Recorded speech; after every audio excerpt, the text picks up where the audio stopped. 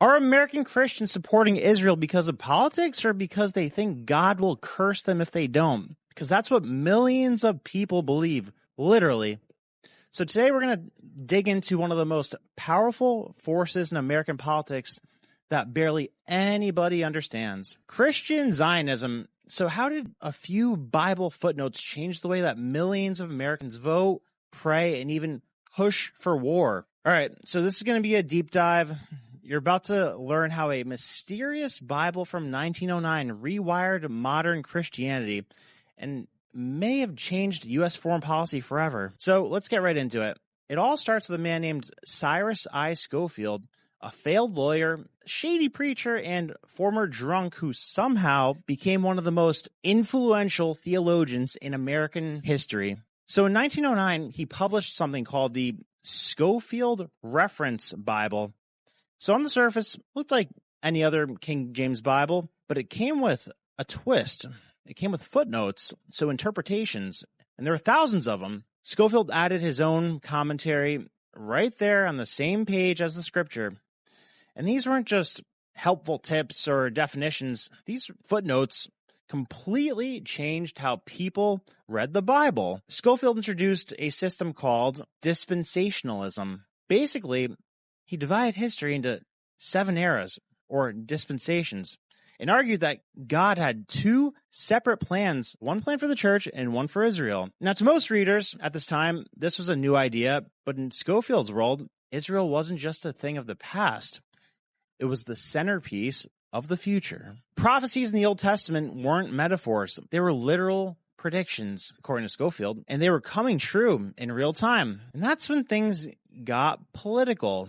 One verse Scofield highlighted, Genesis 12-3, became the cornerstone of Christian Zionism. It says, quote, "I will bless those who bless you, and I will curse those who curse you." So that sounds nice, right? And that became interpreted as where the you was Israel. As in, if you bless Israel, I'll bless you. If you curse Israel, I'll curse you. And that's because this verse was being spoken to Abraham in the Bible. So Scofield interpreted this as a modern-day command. If you want God to bless America, you better bless Israel. And if you don't, well, good luck.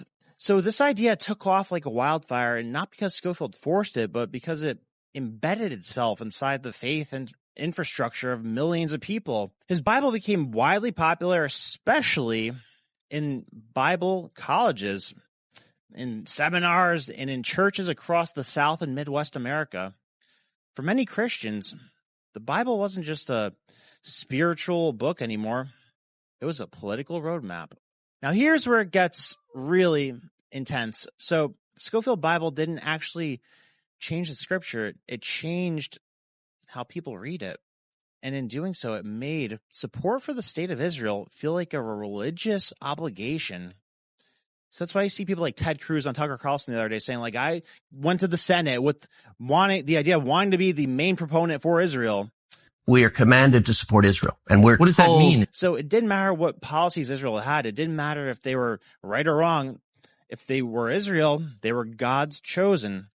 Now, here's another thing. So there are a bunch of online rumors that say Scofield was secretly funded by Zionist bankers.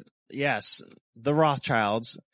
But there's not a lot of evidence to show that. I mean, believe me, that's juicy. I want it to be the case, but there's not a lot of evidence to show that. So it gets even weirder when you look at who inspired Scofield, this guy named John Nelson Darby. So Darby was the original architect of dispensationalism, and his background is downright chilling.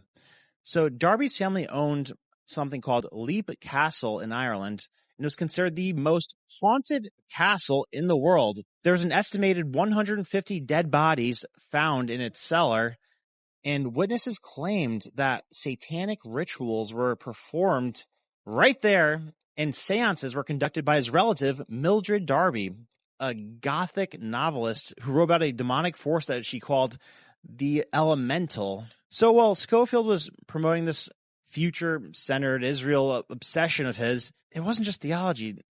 There might have been a deep, dark spiritual influence behind all this, but that's speculative. Now, think about this. When Scofield released his Bible in 1909, Israel didn't even exist. But just 8 years later, something remarkable happens. The British government issued the Balfour Declaration, a formal statement supporting the establishment of a national home for the Jewish people in Palestine. Now, this wasn't just a political move. It was deeply influenced by Christian Zionists inside the British elite, including Lord Arthur Balfour himself, who held dispensationalist beliefs similar to Schofield. Now, even more curious, the letter was addressed to Lord Walter Rothschild. Literally on the figurehead of the letter, it says, "Dear Lord Rothschild." So obviously he's a key figure in the Zionist movement, and this fuels all kinds of conspiracy theories about elite coordination between Zionists, financiers, and Western governments. But this also came during World War I, as Britain was trying to secure influence in the Middle East. While the Ottoman Empire was collapsing, some argue that this declaration was part of a spiritual crusade, part of an imperial chess move, because in the early 1900s, Great Britain was actively looking at the Ottoman Empire's collapse and trying to speculate and divvy up its land proactively, and that's what they ended up doing with the Sykes-Picot Agreement after. So Palestine was seen as a strategic prize militarily and economically, and religiously. Therefore, promoting Christian support for Jewish resettlement aligned with British imperial interests in creating a Western-aligned buffer right there in the region in the Middle East. So many British political and academic elites were sympathetic to the Zionist cause, obviously including Lord Arthur Balfour, the Rothschilds, and members of the Round Table Group. But here's the thing. The support was not always religious. It was often strategic. They saw Jews as a potentially loyal population in a vital region and in an unstable region that just faced a collapse of a multi-hundred-year empire. So they hoped to appeal to the American Protestant support for Zionism as leverage in geopolitics. And they widely published Schofield's Bible and probably saw this as a soft power move, influencing American opinion through theological channels. So the Schofield Reference Bible came out in 1909, Balfour Declaration in 1917. A little bit weird timing. During this gap, Zionism was gaining traction amongst British policymakers and intellectuals, promoting pro-Zionist theological views amongst Americans. And they thought this would help generate grassroots Christian support for Britain's coming actions in Palestine. So here's the question. Could Oxford University Press have political or ideological motivations, not just commercial motivations? I mean, think about it. There's no direct evidence of collusion, but consider this. A British publisher printing a Bible that promotes unconditional support for Jews returning to Palestine at a time when Britain is preparing to take control of Palestine itself. And 8 years before it publicly endorses Zionism through the Balfour Declaration. So that's either one of the most profitable coincidences in publishing history or part of a larger pattern of ideological and imperial alignment. It's almost like prophecy was getting policy backup. Now, this timing right here is just too strange for some researchers to ignore. So the Schofield Bible predicted that the Jews would return to Palestine in a time when it sounded absolutely absurd. Then, within 1 decade, global superpowers started laying the groundwork to make that a reality. That's why some say the Bible didn't just forecast history, it shaped it. And yes, his entire prophetic framework was built around the idea that the Jews would return to the Holy Land, that a nation of Israel would rise again, that a third temple would be rebuilt. To most people, that seemed absolutely absurd at the time. But after World War II, everything changed. So the Holocaust shocked the entire world, and there was sympathy for the Jewish people, and it exploded. So in 1948, Israel was officially declared a nation. And for evangelicals raised on the Schofield Bible, this wasn't just history. It was prophecy fulfilled. Christian Zionism exploded post-World War II. The generational impact was enormous. Religious education started to shape the U.S. foreign policy. Kids were taught that America had a divine obligation to defend Israel or face divine punishment. Then came the Cold War, and America needed allies in the Middle East. And Israel, a democratic Western-aligned state, fit that bill. So presidents began using terms like Judeo-Christian values, in God we trust, and Israel became more than just a country. It became a symbol of moral clarity in a chaotic world. So by 1967, the 60-Day War of Israel's military, they were victorious, and was being talked about in church, she was like, it was a miracle. Best-selling books like The Last Great Planet, Earth connected every news headline to biblical prophecy. And suddenly Christians weren't just interested in Israel. They were obsessed. And by the 1980s, this obsession got political.